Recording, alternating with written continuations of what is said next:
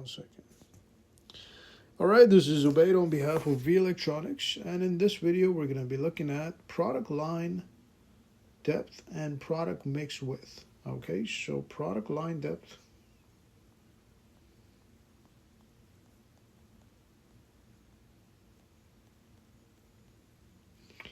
and product mix width.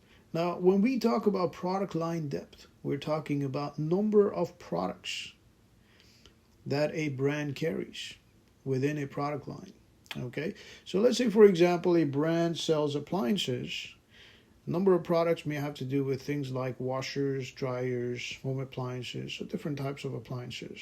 Okay, different categories, different types of appliances. However, they all come in the same product line, which is your appliances. Okay, so this has to do with appliances.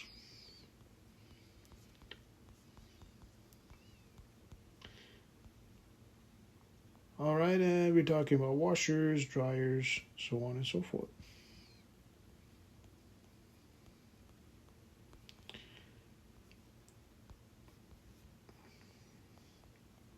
So kitchen appliances, for example, so home appliances. Okay, your coffee maker, your soda maker, so on and so forth. All right, now, apart from your appliances, you also have lumber, for example. Okay, so lumber is a category in itself. Okay, it's a department in your home improvement store. So if you have different sizes when it comes to lumber, okay, that may classify as product line depth. Okay, so let's say you've got 10 different sizes when it comes to lumber in the lumber department. You've got 2x4s, 2x8s, 4x4s, 6x6, so on and so forth. So that would classify under product line depth. Okay. Apart from that, let's talk about plumbing, for example. Let's say you walk into a home improvement store, you walk into a plumbing department. Now, plumbing in itself may be a product line. However, within that product line, okay, the home improvement store may sell several different products, okay, relevant to your sink, your tub, okay, your washroom door, for example. Okay, not really door, but let's just say washroom accessories, okay, your toilets, okay, so on and so forth. So this is product line depth. All right, now apart from product line depth, okay, you also have product mix width. So what exactly is product mix width? Okay, so we're talking about product mix width. Now, when it comes to your product mix width, okay, we're talking about number of product lines. Okay, this is number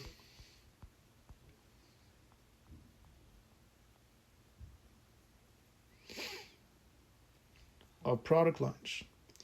All right, when we talk about number of product lines, we're talking about, okay, say for example, okay, we're talking about, okay, different categories. Okay, so several different categories. So this is categories.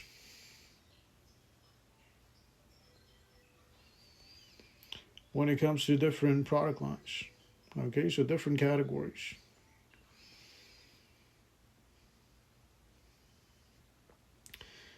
All right, so you may have plumbing. And you may decide to add lumber, for example. So that's an example of category. Okay, you may have plumbing and lumber, and you may decide to add appliances. All right, so that is adding new product lines to your brand.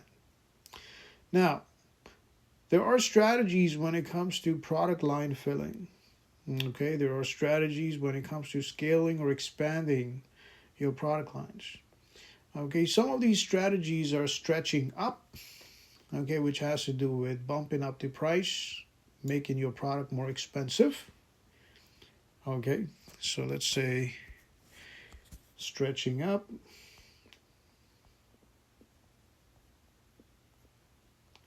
And this may be a useful strategy if your business is not making enough profit to break even, for example.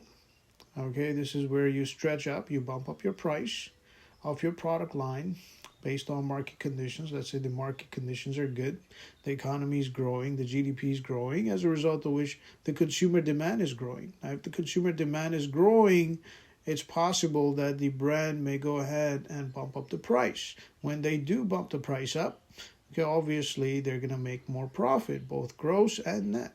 Okay, so this has to do with stretching. This is stretching upward. We talk about stretching upward. Okay, this is introduction of a product line that is more expensive than its current offering. So this is introduction of a product line,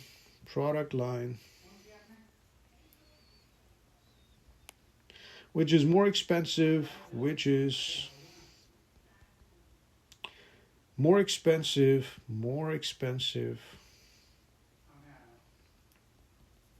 okay, than what it's offering right now, what the brand is offering right now. So this is stretching upward. Now, stretching downward on the other side has to do with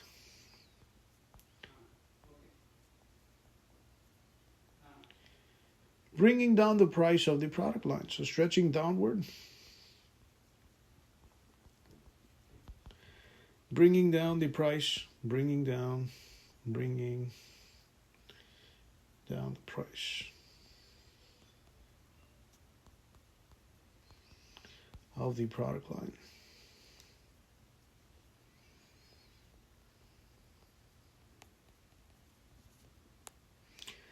All right, so this is stretching downward. Okay, this is where you bring down the price because your consumer demand is low. So when the price goes down, we know that demand goes up, as a result of which you're basically stretching downward. Okay, price goes up, demand. Okay, price goes up. Okay, and demand goes down. Okay, however, when we stretch downward, okay, this price, the same price, okay, may go down. When the price goes down, we know that demand goes up. Okay, so that's an example of stretching downward. That's the application of stretching downward, stretching a product line downward. All right.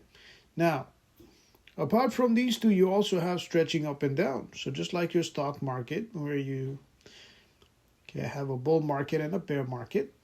Okay, you may have a bull and a bear market all together, okay, simultaneously. So you could have a bull market going up, okay, and then you could have a bear market going down. So market may go up, the economy may grow, and all of a sudden there is a crash for some reason, as a result of which the economy shrinks.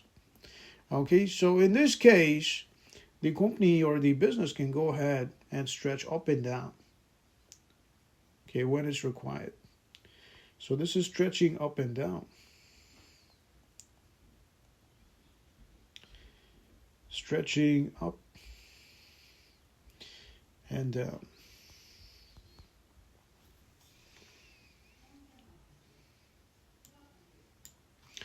All right, so this is where you bump the price up and bring it down. Bump the price up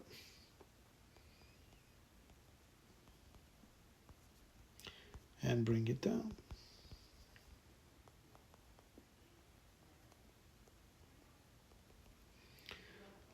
All right, so that would be it for this video. On behalf of V Electronics, this is Ubaid. Have yourself a great day.